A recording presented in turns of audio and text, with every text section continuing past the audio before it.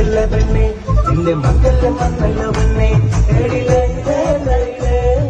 ചാരത്ത് വന്നു നിൽക്കും നിന്റെ ഭാരത്തെ കാലിന്റെ നഖം അവനോളെ മുട്ട ഞാൻ നൽകും